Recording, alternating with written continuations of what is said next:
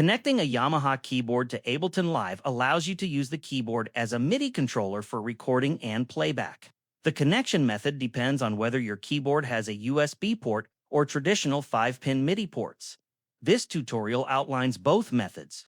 What the process does: the keyboard sends MIDI data to Ableton Live through a USB or MIDI interface connection. Ableton receives the note and control data, allowing you to play virtual instruments, record MIDI tracks, and control software parameters from the keyboard. Steps to connect the keyboard. First, connect your Yamaha keyboard to your computer.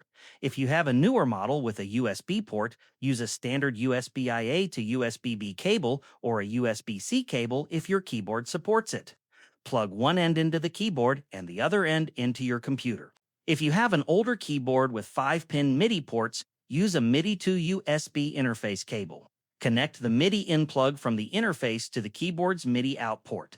Connect the MIDI out plug to the keyboard's MIDI in port, then plug the USB end into your computer. After connecting the hardware, open Ableton Live. On Windows, go to Options and select Preferences.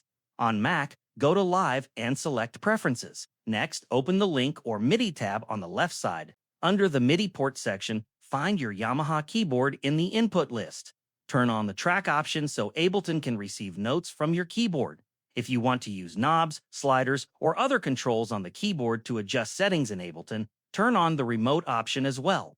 Once these settings are enabled, your Yamaha keyboard will be connected and ready to use. Limitation: some older Yamaha keyboards may require a MIDI to USB interface instead of a direct USB connection.